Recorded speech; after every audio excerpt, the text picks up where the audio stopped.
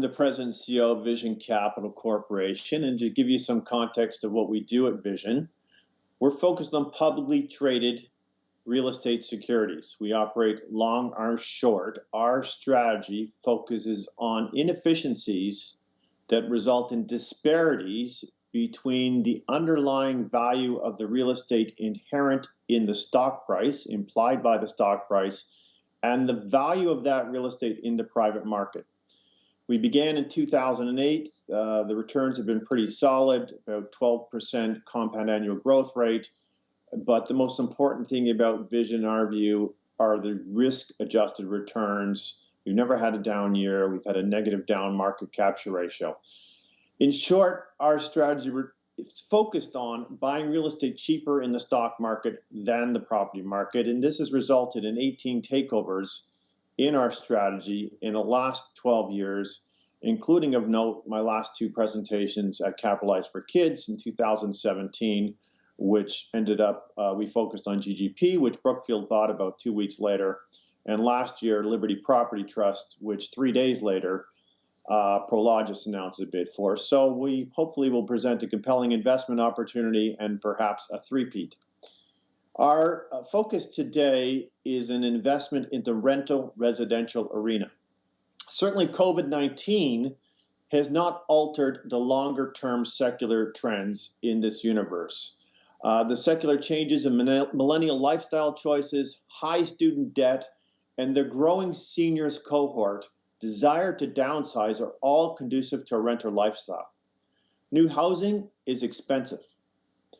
Low interest rates and strong institutional interests as a result are increasing values. Several transactions in the private market since the pandemic have demonstrated that values for residential assets have increased. And it is no doubt the most defensive real estate sector because everybody needs to live somewhere. Within that universe, a growing part of rental residential universe is single-family rental homes, known as SFR through this presentation. These are generally affordable homes, and hence you get offense because you get all the benefits of a single-family home, a driveway, a garage, backyard, at a lower rent per square foot than an apartment, and because they're affordable, they're more recession resistant. They're typically of a size to accommodate families, and they're well located in top school districts. They're getting a boost from COVID-19 because with larger floor plans conducive to work from home and homeschooling, no common areas from that elevator or common area apartments, you're seeing a boost in increasing rents in the space. And certainly, this sector has benefited from innovations from technology that has helped institutionalize the sector. We believe the secular demand shift should cause a repricing of this sector. Millennials love to rent, and seniors, the leading edge of the baby boom, turned 75, in 2021. These are almost 50% of the U.S. population. And so these are renters. And millennials are just at the cusp of forming families, the leading edge. 66 million Americans between the ages of 20 to 34 years of age, and 68% of those rent. And right behind them is the echo boom, forecast to be the most populous generation of ever. There is limited housing supply.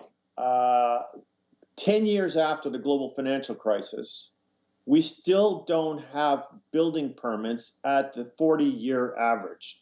So development of housing stock has remained constrained, and the stuff that is being built is not affordable. Smaller supply of homes, or the supply of smaller homes, I should say, has been declining as home builders have focused on higher end offerings. You see that from 34% of homes built in 2002 were below 1,800 square feet. 2 years ago, that was 23%. And you see it in pricing. New home sales priced under $250,000 fell from 70% in 2002. And today that I'm being blocked out in the stat, but they fell today, 50% are over that level.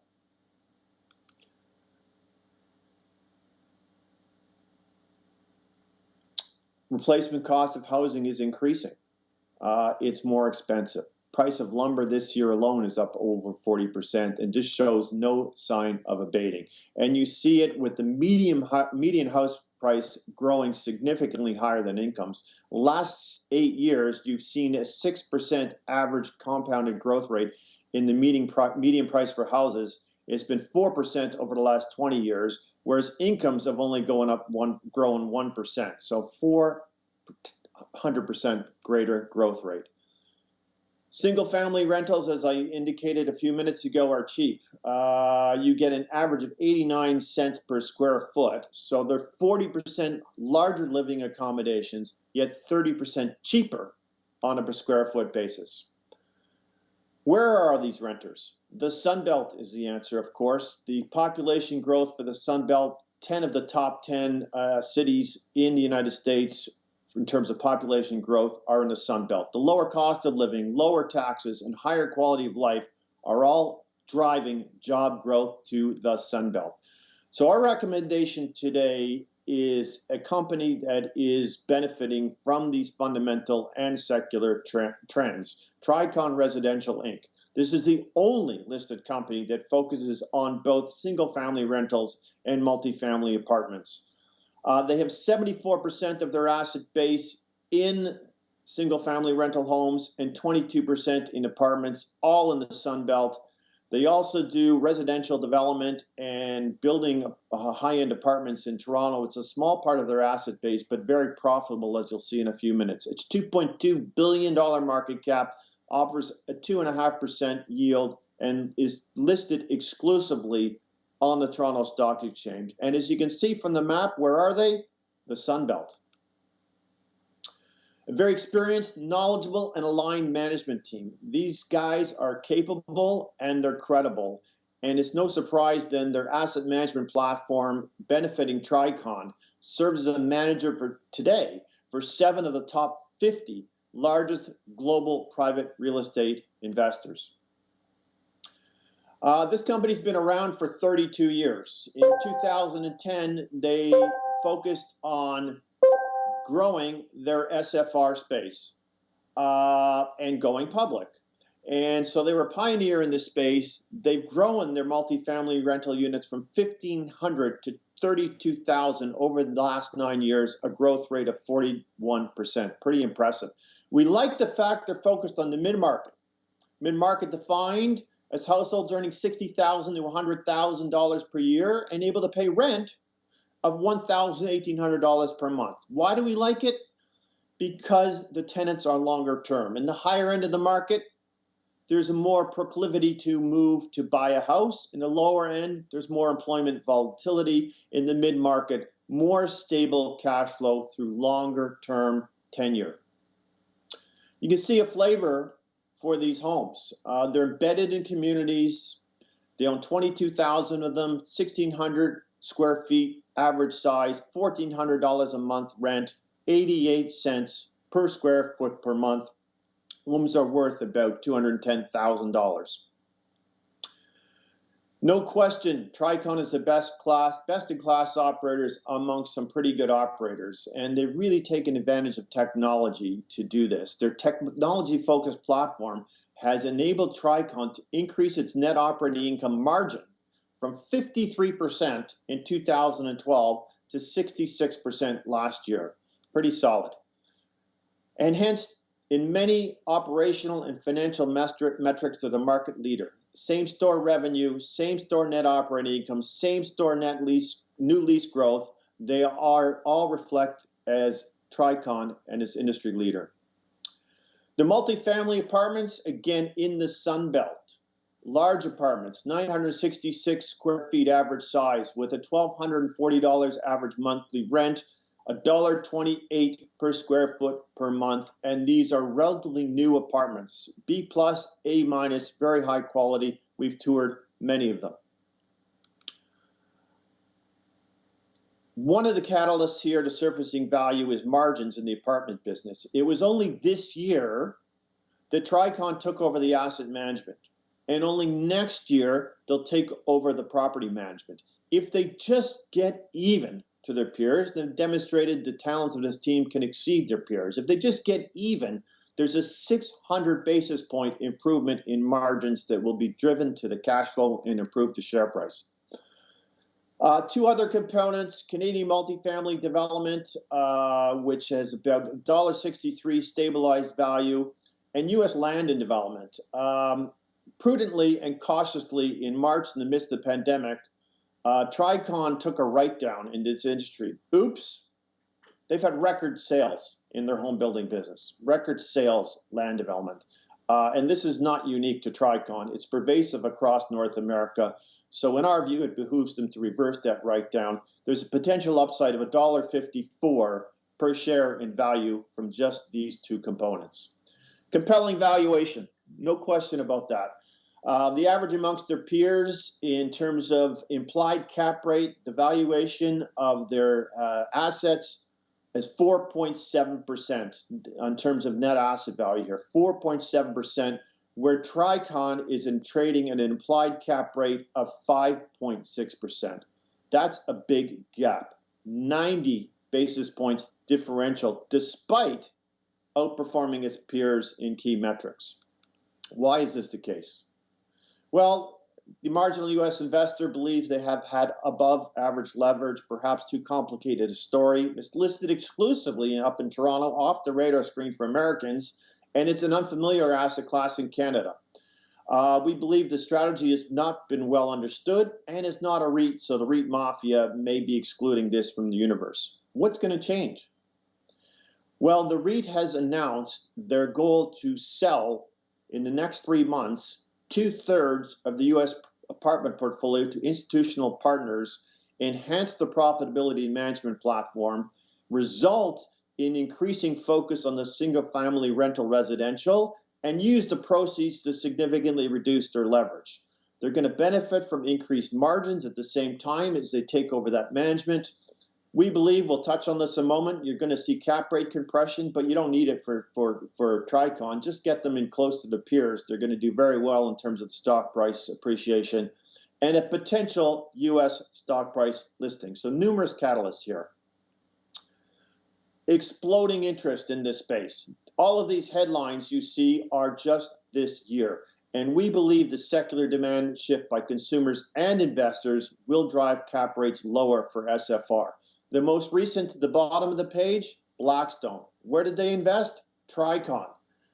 On August 27th, Tricon announced a $300 million U.S. preferred, exchangeable, already in the money, equity investment by Blackstone and other institutional investors, including Vision.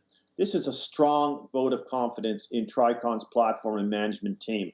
Tricon, or so I should say Blackstone, was a pioneer in this space. They helped create Invitation Homes, the largest player in this space today. They took Invitation Homes public, and over a 2-year period, at the end of 2019, had exited their investment in Invitation Homes. So their re-entry in that space through an investment in Tricon is a big statement.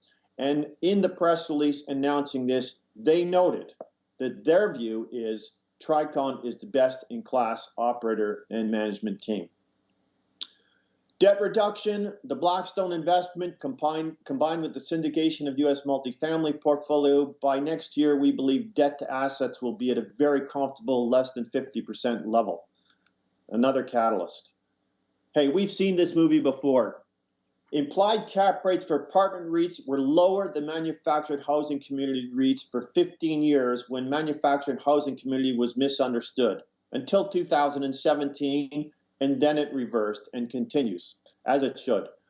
The next part of this movie, implied cap rates for apartment REITs were lower than single-family residential REITs until this year, until the pandemic, and it just reversed. We think it has a long way to go. So putting the building blocks together, leading analysts indicate that the net asset value currently is about $12.83, so well above the current share price. And that infers a cap rate of 5.25%. If Tricon trades just in line with its peers, which traded at 4.7% cap rate, there's a $3 per share pickup in the net asset value above the $12.83.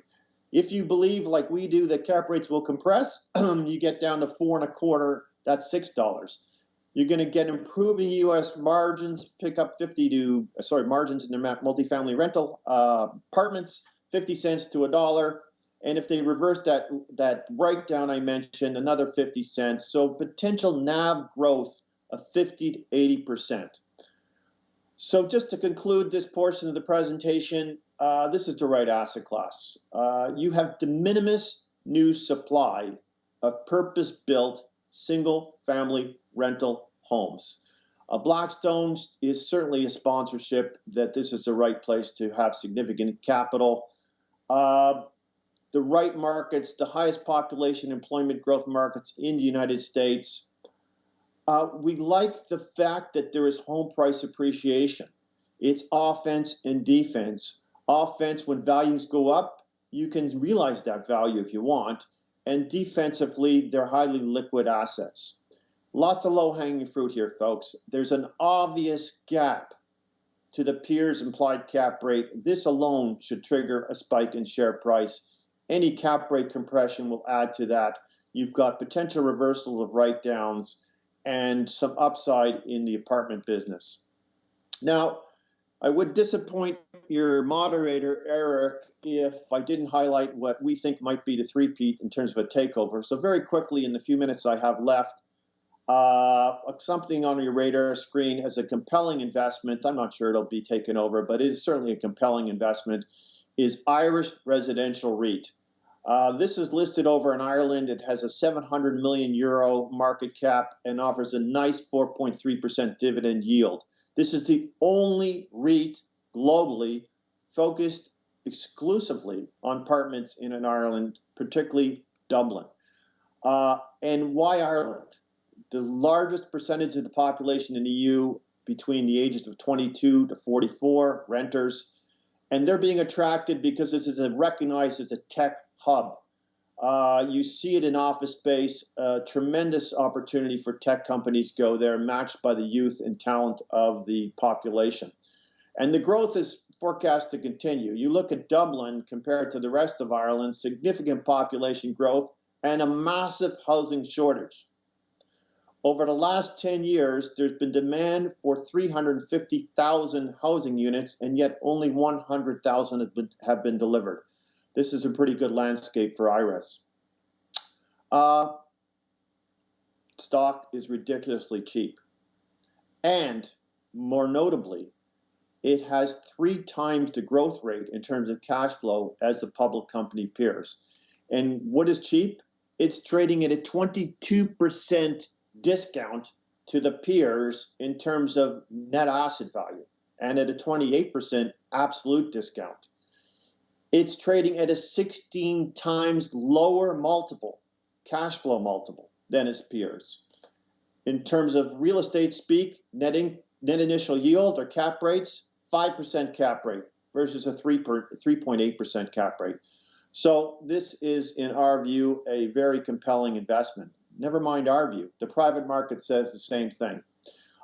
Since the pandemic, significant activity in Dublin apartments. And if you look at the cap rates at which these transactions are occurring, it suggests that the current share price for IRES at about 1.36 euros has the potential to go between 180 to 2 euro in terms of a potential takeout price. So maybe this is the three-peat. Thanks very much for including me. Congratulations to Kyle and Jeff on another incredible effort and doing a lot of great work for Capitalize for Kids.